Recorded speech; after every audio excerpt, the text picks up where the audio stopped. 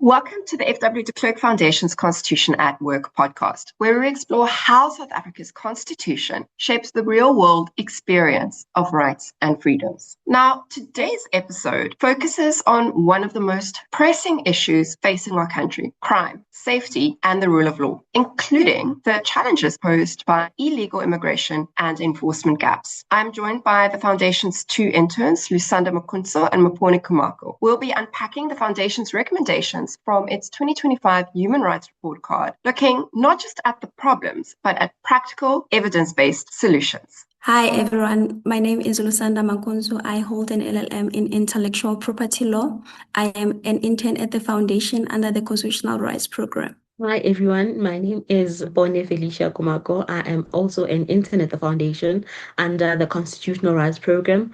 I am also an LLM in environmental law candidate at the University of Pretoria. So let's start with the big picture. How serious is the crisis relating to crime and safety in South Africa? Lusanda, the situation still remains deeply concerning. Even though last year there was a slight decline in murder rates, South Africa continued to experience extremely high levels of violent crime, with roughly 65 murders a day. Now, more broadly, the rights to life and freedom and security of the person are under severe pressure. Crime is widespread, often underreported, and many South Africans feel unsafe, especially at night. Now, critically, this is not just a policing issue, although last week it made the news that over half of the police stations didn't answer their phones.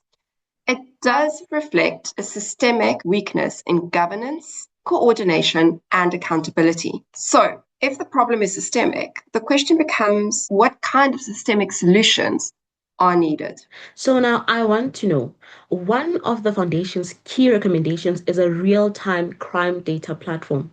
Why is this so important? The Foundation recommends creating a single, real-time, integrated crime data platform linking police, prosecutors, forensic services, and intelligence. This matters because South Africa currently operates in silos. Information is fragmented and slow-moving.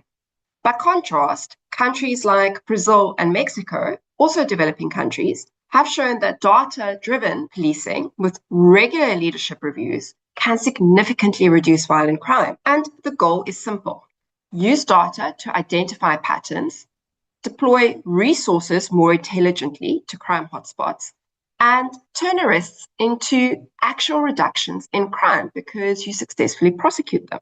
Now, once you have data, the next step is knowing where to act. So what does the Foundation say about targeting crime hotspots? Lusanda, the recommendation is to focus intensely on a small number of high crime hotspots, which account for a disproportionate number of murders.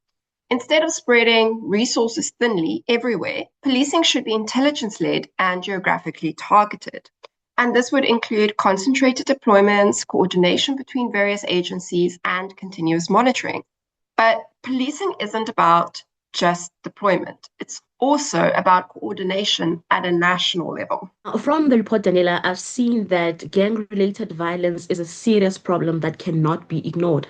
The Foundation even suggests declaring gang violence a national disaster. Why? Because, Mapone, declaring gang violence a national disaster would unlock emergency powers and resources, enabling a coordinated national response. The reasoning is that gang-related violence is organized and entrenched, overwhelms local capacity, and requires multi-agency intervention. Now, this approach of declaring it a national disaster has already been applied to gender-based violence, and the Foundation argues that gang violence meets the same threshold of seriousness. But another key issue is accountability within law enforcement itself. Daniela, you are talking about accountability. I want to know what concerns are around police accountability. Lusanda, the concerns are that there is a significant backlog within the Independent Police Investigative Directorate, aka IPID, with thousands of cases unresolved. Now, this creates risks of impunity within the police force. It reduces the public trust towards the police force, or of the police force rather, and it's a weak deterrence to police officials who break the law. Now, the Foundation recommends a time-bound plan to clear backlogs, quarterly progress reports to Parliament, and linking police leadership performance to cooperation with IPID, because accountability is essential for legitimacy. That is very true, Daniela. Now, let's broaden the discussion slightly to include illegal immigration and labor exploitation. How does the report link illegal immigration and labor exploitation? Maponi, this is currently a very hot topic in South Africa, and the report highlights ongoing concerns around undocumented workers, exploitative labor practices, and weak enforcement in high-risk sectors. Now, while illegal migration itself is an issue, illegal systems and lack of enforcement create vulnerability for both migrants and citizens. And the Foundation proposes mobile labor inspector teams, again, intelligence-led inspections, and immediate enforcement action. This ensures that the law protects everyone rather than enabling exploitation. And enforcement doesn't just stop at inspections. It also involves economic consequences. What is the Prohibited Employers Register and how would it work? So, Lusanda, the Prohibited Employers Register is the economic consequences we just mentioned. And it would name repeat offenders who employ illegal immigrants, bar them from public procurement, and limit access to public financing from the state. And this register would be designed to shift incentives, not just punish wrongdoing, but make non-compliance financially unsustainable, really. And this approach has effectively worked in countries like Brazil. Another issue that I've seen linked to migration and crime is xenophobia, something which South Africa has received a lot of media attention on in 2026.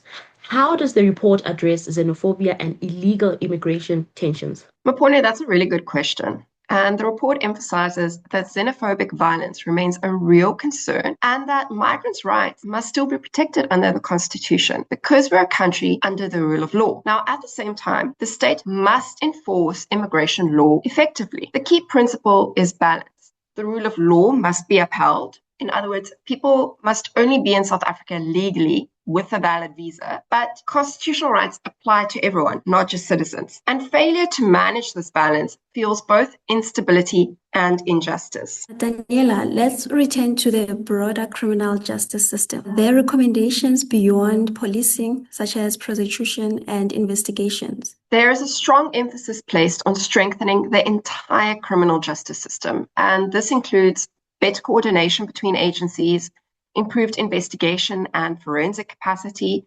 and ensuring arrests lead to successful prosecutions. Because without this, policing alone cannot reduce crime sustainably. I want us to talk about the bigger constitutional picture.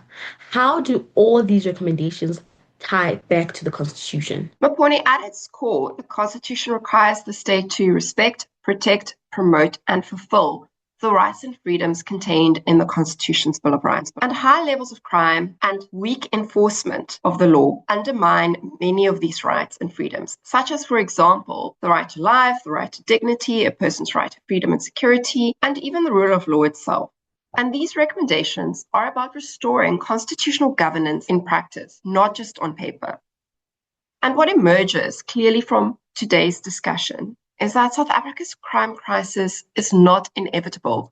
It is governable. The F.W. de Klerk Foundation's recommendations highlight a path forward: data-driven policing, targeted interventions that are intelligence-led, stronger accountability, effective immigration and labor enforcement, and a justice system that works end to end. Ultimately, the Constitution provides both the framework and the standard, but it is up to the government's institutions to give it life. To our viewers, thank you for joining us on the Constitution at Work podcast. If you found this discussion valuable, please like, share, and subscribe for more insights into how the Constitution shapes South Africa today. Until next time.